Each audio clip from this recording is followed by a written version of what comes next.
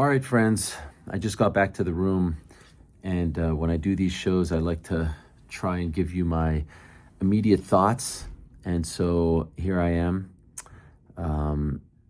Actually, you know what? Before I get into my hotel thoughts, if you will, I recorded a very quick video while I was just wrapped up in the arena because I want you to hear my raw emotion.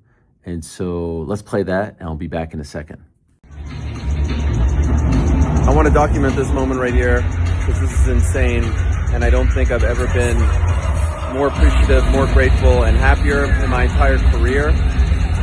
Getting to do this on Netflix is a dream, and I feel very blessed and very, very lucky. Now back to the actual post-fight review.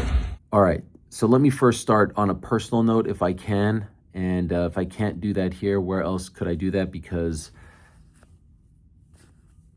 this is my channel. We just wrapped up the very first MMA card on Netflix, the biggest streaming platform in the world. And I have to say, all day long, I was more emotional than anxious. Usually in these moments, I'm anxious, but this time I was more emotional because a lot of thoughts were going through my mind. I've worked a lot of boxing cards at this point, but I never got to do what I got to do tonight for MMA, which is obviously what I was, first known as because of, the promoter thing and all that stuff. Worked pre-shows, post-shows, cameos, but never in the cage. I've never stepped foot in the cage before to do a post-fight interview.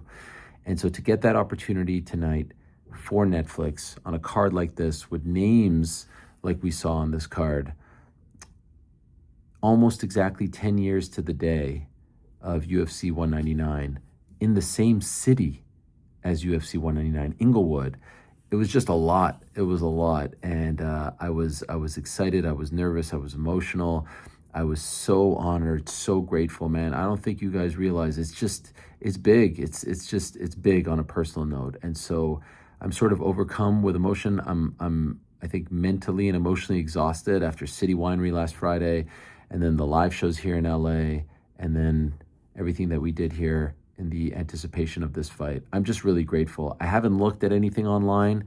I did see a couple of comments about the post-fight interviews being longer than usual. Allow me to explain. They're telling me in my ear, because the fights are going very, very quick, they're telling me keep going, because this is the way they block things out. The UFC is a well-oiled machine, and they do things a certain way that we're all very used to because we consume it every week after week after week. They are the gold standard. But we are accustomed to their way of doing things. And so when something is a little bit different, I know that it seems a little bit jarring. We saw that with Strikeforce, Elite XC, even with PFL and Bellator. But I'm not just freestyling up there. They're telling me to keep going. I'm happy to keep going. Kind of the boxing model, if you will, for the post-fight interviews. That was the only real thing that I saw that, I thought was worth addressing. But I got to tell you right here now, that was the most fun that I've ever had in my career. The most fun. As far as fights are concerned, I don't know if I've ever had more fun doing the post-fight interviews and going to the desk and working with all these great people. So I want to get that out of the way.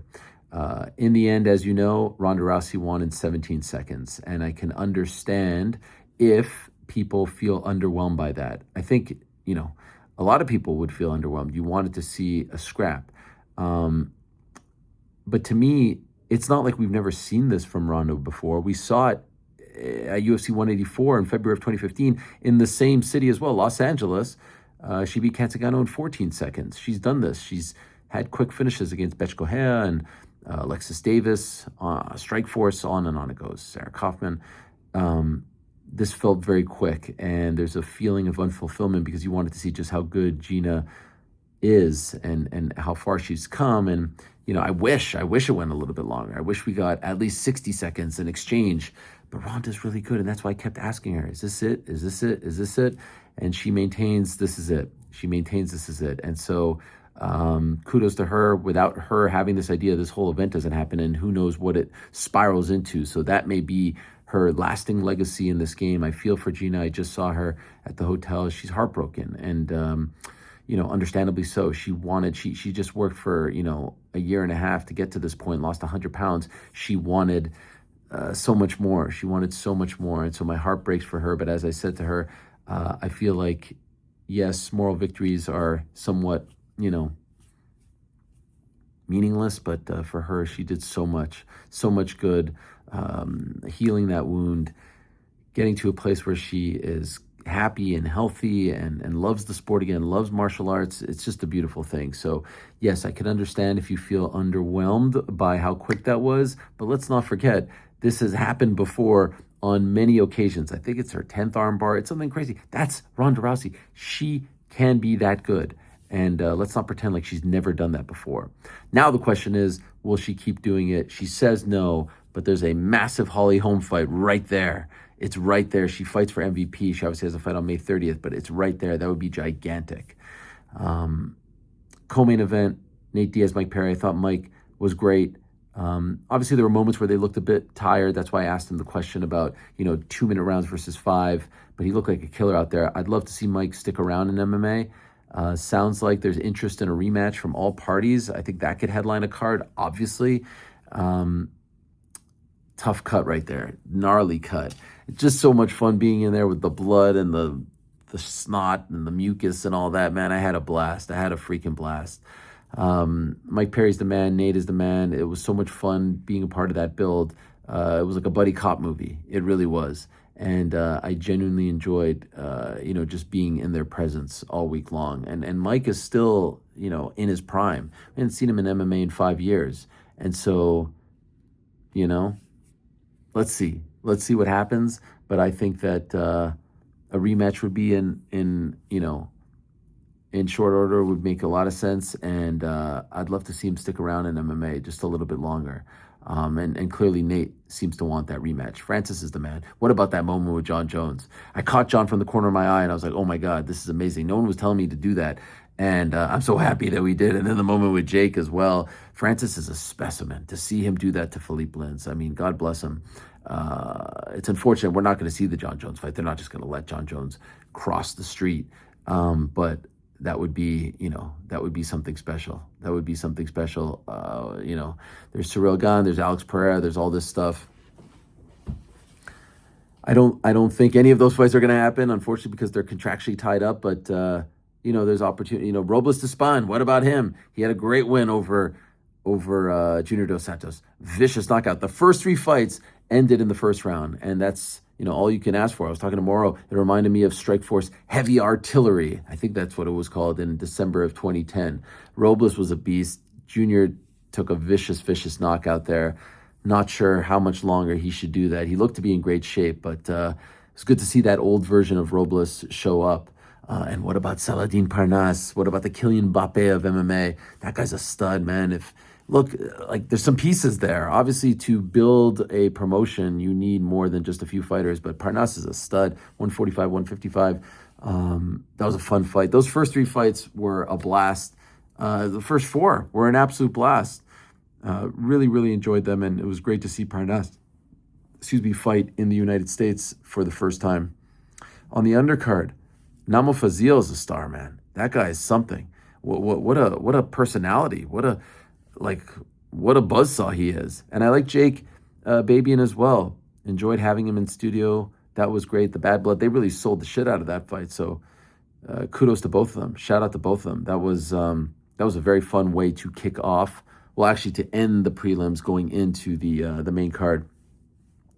Very briefly, we'll get into all this stuff on Monday, but I thought Pumi and Kuta got robbed there. I thought that Adriano Moraes was still choking him, but then the fight ended and he held on and then he went out. And so I thought that it was going to go to the judges and that Pumi was going to win. Honestly, I really did. I think it was late and I think he held on. And I'm gutted for him because he really wanted this opportunity and he's been dying for an opportunity on this, grand stage, and he made an error. He could have just coasted last 15 seconds, but sometimes excitement, adrenaline, all that stuff and more. But I thought they got that one wrong. David Magoyan, great win. Alini Pereira, great win as well. Brandon Jenkins, great win. What about Jason Jackson? Holy shit, Jason Jackson. What a knockout. And what a promo afterwards as well. That was amazing from Jason Jackson. Tremendous stuff there. I really enjoyed everything that he brought to the table. So all in all, man, I know I'm going through it very, very quickly here. We'll talk more on Monday, back at the studio, a special night. And look, I understand people have been fed a certain type of, products for a long time. Anything different. It's very nostalgic seeing the fighting and the tribalism and all this stuff. It's so funny and nostalgic. It reminds me of the Strikeforce days, the Pride days as well. This is a fact of the fight game. And so there'll be plenty of time, and God willing, we have other options for the fighters, for everyone involved.